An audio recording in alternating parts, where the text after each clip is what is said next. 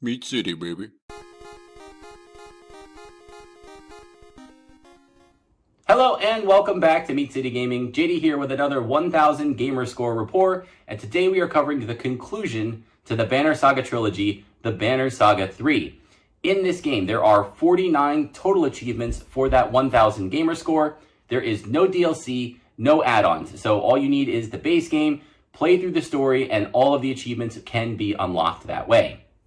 Total time for investment, you're looking at about 35 hours for this game. If you play through the previous entries, you're bringing a powerful team with an imported save file, you could probably get that down maybe to under 30. And if you've never played the previous series, if you're starting with the Banner Saga 3, then you might be looking at much closer to a 40-hour playthrough or more. The achievements are a return to the Banner Saga 1 style of achievements. As I mentioned, the Banner Saga 2, there was that add-on, that survival mode. Nothing like that here. Everything is driven by the story. There is no PvP. There's no online requirement. It's just play through the story and accomplish certain things, either with individual characters or with your party as a whole.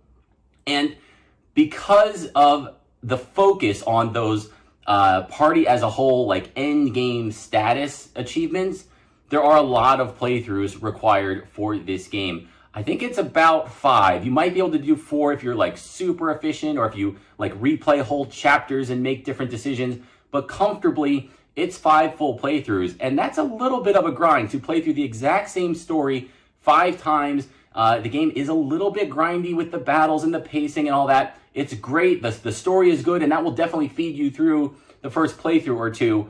But there is a little bit of a slog when you're doing something for the 4th time, just to unlock one little achievement at the very end of the game by getting something set up a little bit differently than you did in a previous run. So some examples, there's an achievement to fight every single battle in the game. And there's dialogue choices, so there's ways that you can avoid fights and things that you can do to shorten or avoid fights. You have to make sure that you do all of them. There are achievements where you have to like lose basically all your heroes and then complete the game and get that ending. There's achievements where you have to basically save all your heroes and have all of them alive and then get to the end. So you can see how they're mutually exclusive. Along the way, you're going to make choices that are going to cost you people, and then you can't do the save everybody achievement and vice versa. So a lot of playthroughs here, but it is contained. And when you get comfortable, when you know the story, when you know the battles, you'll be able to progress through those subsequent playthroughs very quickly. So the most annoying achievement for the game, I'm going to pick 2 here, and I'll explain why as I get into it. The first one I'm going to say is double blind, and this is put an end to the warped sunder. And the problem with this one, why this is the most annoying for me, if you played through the Banner Saga 2 and you're importing your save file, there's a boss that you fight in the Banner Saga 2, and there's 2 ways that you can win that final confrontation with the boss. You can win and they kind of survive the fight, or you can win and then you kill them. It's harder to do it. There's an extra step, but you can win and kind of execute them and remove them from the game. If you did that choice, which I think most people will do on their like power playthrough with their best party, if you do that and import that save, you cannot get this achievement with that playthrough. That kill sticks, and you'll get a different kind of battle where that would take place for the double blind achievement. So you just can't do it.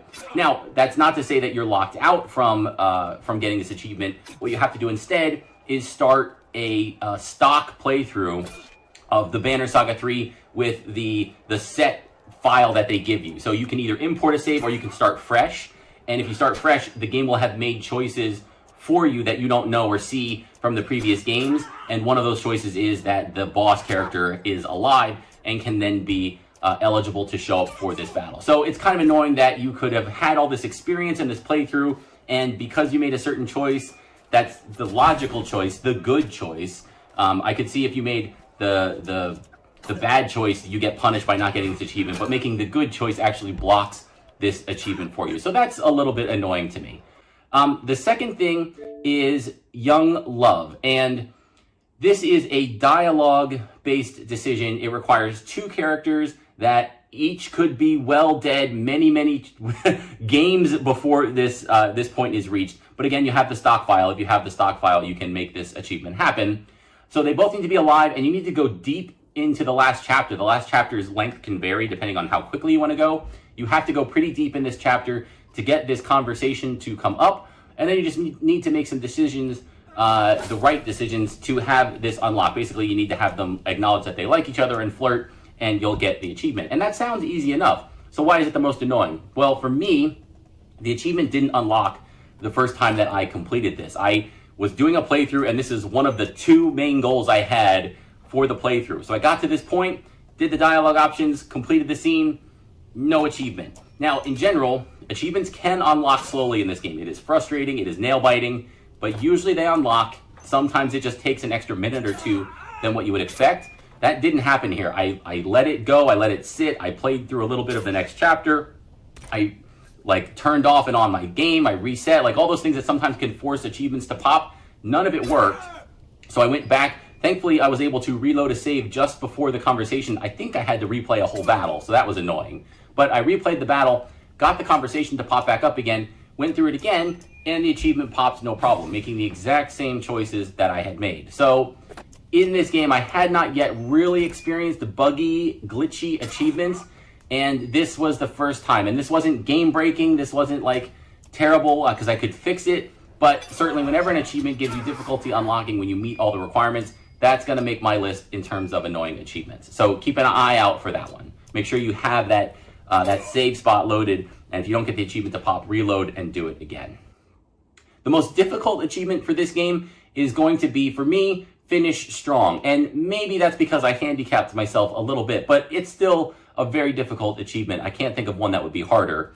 That is to complete the game on hard difficulty without ever losing a battle. And I have a full playthrough series for the Banner Saga 3 with a hard difficulty playthrough, just like I did in Banner Saga 1 and 2.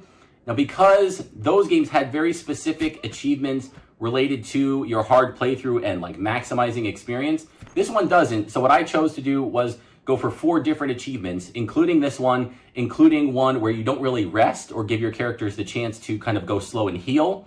So I combined those 2 together, which made this playthrough difficult. That hard difficulty playthrough is challenging. One of the caravans is way weaker than the other, and they have to go against some really difficult fights.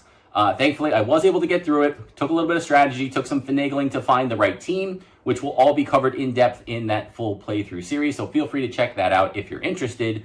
But this achievement was definitely the one that took me the most thought and trial and error and kind of crunching my head and banging my head against the wall and trying to get through it. But we were able to do so.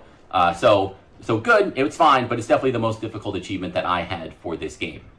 So with all that said, I am going to give this game a final score of 8.5 out of 10. A little bit higher than the Banner Saga 1. It didn't have kind of the hoops that you had to jump through to the same extent as in that game. This was very much straightforward, but it is a little bit grindy, as I said, playing through the entire game 5 times with the last 2 playthroughs, all of the time that you have invested, those multiple hours of the playthrough, just to unlock 1 achievement at the end. And boy, is it nerve-wracking, hoping and waiting that you did everything right and that you get that achievement to unlock. But it all went well, it all got done, and at the end of the day, this was an enjoyable experience to play through the Banner Saga 3. So I highly recommend it, as I do the entire series. Banner Saga 2 is definitely a slog. It will punish you, it will beat you up. It's hard to get all the achievements in that game. But story-wise, achievement-wise, all 3, I'm glad I did it, and I would recommend it to you out there as well, if you are the kind of person who likes a challenge and will appreciate that feeling when you overcome a difficult obstacle. So hopefully you enjoyed the video. Thank you for joining me, and I'll see you next time.